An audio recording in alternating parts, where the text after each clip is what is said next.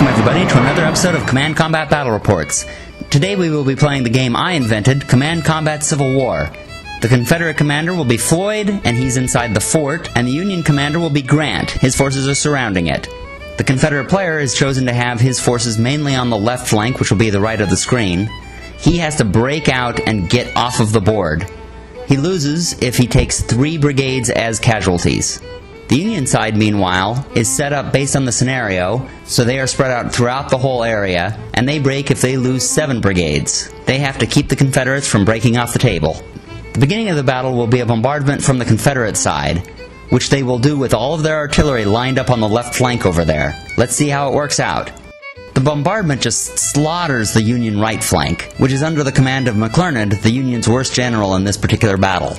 An entire brigade is pushed back and almost completely annihilated, and the artillery is silenced and takes half damage.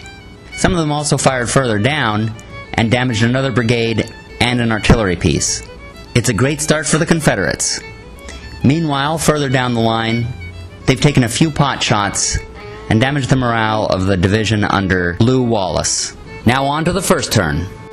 Exploiting the effects of their artillery, the Confederate brigades rush forward out of the entrenchments and hit the Union straight on. The cavalry, meanwhile, under Nathan Bedford Forrest, swept around and wrapped up their flank, destroying 1 infantry brigade and pushing back the Union cavalry.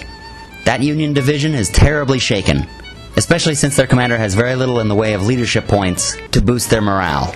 The Union infantry near the woods, meanwhile, has pushed forward and has come face to face with the Confederate infantry. Further down the line, the other 2 Union divisions have pushed forward slightly, but won't be able to get very far unless they can change their orders from defense to attack. Going on to the next turn, the Confederate advance on the left flank continues to push forward. Their cavalry is all but destroyed, the Yankee cavalry, and so it looks like they're only leaving half of them there to reorganize, while the other half is being led by Nathan Bedford Forrest back behind the lines. Not quite sure where he's going, but he's clearly not going to just rush off of this table. McClernand, meanwhile, is trying to regroup his men and keep them from fleeing. The enemy forces have clashed inside the woods, and it is a massive bloodbath in there on both sides. Further down, the Union continues to advance, but is having to stop because they're in a blue order and are limited to how close they can come to the enemy, and are certainly not able to charge in a defense order.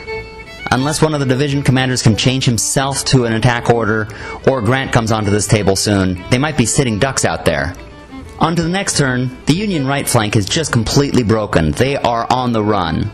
McClernand is trying to rally whatever is left there, but it is a paltry 1 brigade against an entire Confederate division that is rushing into their faces under the commands of Pillow and Floyd. Confident in their victory, it looks like the Confederates have limbered up their artillery and are moving it forward. In fact, they're so confident that they're moving their 2 cavalry brigades back into the fort, heading over towards their other flank. The one place where the Union is holding on is inside the woods. They've lost 1 brigade, but the other 2 are still holding in disorder. On the other side, it looks like Lew Wallace has managed to get himself into an attack order, and has charged the works with at least 2 brigades. One of them is in disorder and had to be left behind, but the other 2 have breached the wall. They are in the face of the Confederate brigades that were left behind, under the command of Simon Buckner. On the Union far left, General Smith has not managed to get himself into a red attack order, and so he is stalling and his men are faltering. On the far left, his men, way out there in the open, are getting picked off by the artillery. However, the Union men have some sharpshooters there, and so they're starting to pick off the artillerymen as well. The Union has also managed to bring in 2 timberclads and 1 ironclad, one of them having been destroyed before it entered the board. They are beginning to trade shots with the fort. If they can manage to take it down before the Confederates can escape, the Union wins.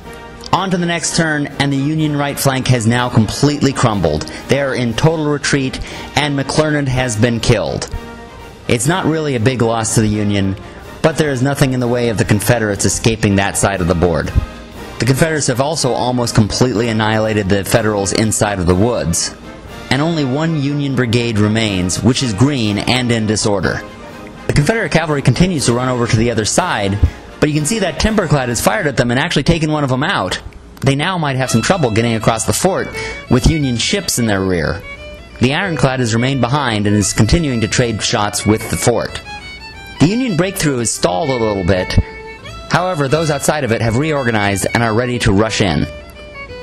and Grant has finally gotten onto the field. He's rushing out an attack order to Smith to join the fight. The messenger, however, has not yet reached him, and the cannon fire continues to damage Smith's troops. As we move on to the next turn, it looks like the Confederate breakthrough has worked, and they're just marching off the field over there on the right side of the screen, their left flank. However, the Union brigade in the woods continues to hold their ground, and they're giving trouble to those Confederate brigades which are trying to get rid of them. This is slowing down their progress, so General Floyd has personally gone over there to see this thing through. The cavalry, meanwhile, has gotten out of the way, and so the timberclad uses the opportunity to destroy the Confederate supply wagon. The Union artillery that was there in the center turns on the Confederates marching through, and they get some counter-battery fire from the Confederate artillery. The Union breakthrough continues to advance with the new reinforcements, and they push right through the center there. Wallace leads his men back up the ramparts, and the two sides trade fire. In the back, meanwhile, the ironclad has taken some serious damage and beginning to move back upriver. On to this next turn, you can see Grant has gone over to oversee the artillery, which is the last hope of destroying any of those Confederates trying to escape. The Confederates have set up their artillery to counter battery fire and hope to get a lucky shot on Grant. The Confederates, meanwhile, still cannot dislodge that green infantry in the woods. Those are some determined Yankees. Over on the breach, the Confederates have turned their artillery and shot down the Union flank. The cavalry also has charged and plugged the hole, slowing down the advance. The brigade that Wallace is personally overseeing continues to trade shots with the Confederates inside, but little ground is being gained. And way over on the Union left flank, the cavalry that Forrest has been leading hits the brigade with the sharpshooters on the flank and sends them fleeing in terror. Their charge continued to break through. However, the cavalry brigade failed their morale test. Forrest, however, has a special rule where he can continue to charge even when his brigade fails to charge. And so he rushes forward at the brigade inside the woods. He doesn't manage to do any damage, however, and they don't manage to kill him, so he bounces off. The ironclad escapes off the table so it doesn't count as a casualty, while the timberclad continues to fire inside of the fort. Continuing on to the next turn, it looks like the Confederates have almost broken out. They've got one brigade on the edge of the table, and I think they might have already gotten another one off. They've stopped a little bit of artillery to do some counter-battery fire, but the rest is moving off the table. And in the woods, they have finally dislodged that pesky green infantry. Although they haven't quite routed it, they're only in disorder and pulling back. Closer to the center, the Union infantry that was being hit on the side has turned and shot back at the Confederate artillery that was hitting them down the flank. The other two brigades have reorganized and are pushing over the ramparts along with Wallace. Smith continues to stall at the wall, trading shots with the Confederates. They're whittling down and the Union has more to lose, but with the addition of the Confederate artillery, they may not be able to last for very long. But on the extreme left, meanwhile, the infantry in the woods have destroyed a lot of that cavalry brigade and have almost completely annihilated them. The rest of the cavalry is weakened as well and down to just 2 stands. They may not last much longer.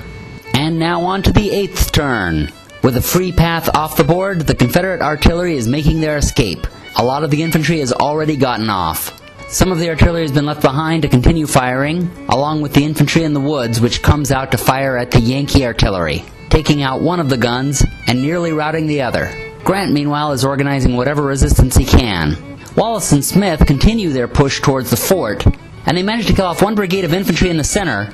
The brigade on the far left destroys a brigade of cavalry, the one that Forrest was next to. And between the Yankee infantry unit and a timberclad, they're able to destroy the last of the Confederate cavalry. That makes 3 brigades destroyed. That breaks the Confederate morale and causes them to lose the game. So despite the fact that they had an opening to break out, their commander, General Floyd, loses his courage, and he recalls his men back into the fort, thus losing the game. Now, for those of you who think that looks a little odd, this is actually what happened historically. The Confederates did break out, they did have a path to get away, but General Floyd became so scared that he pulled back into the fort. That was why I designed it such that the Confederates have to take very minimal losses in order to win this game. But the Confederate player chose to risk his cavalry, got it all destroyed, and thus lost the game. If you'd like to see more about this game and other Command Combat Civil War games, check out CommandCombat.com. The scenario you've just watched is in the Shiloh Battle Pack and in the 1862 expansion. All of those in the original rulebook are available at CommandCombat.com and on Amazon. That'll do it for us here, so happy gaming, everybody! And by the way, we're going to be going on hiatus.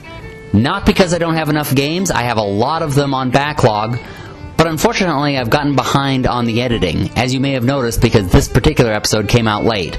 So I'm going to spend the next few months editing some more, and then I'll have some more out there for you. In the meantime, get out there, play more games, don't forget to be awesome, and happy gaming everybody.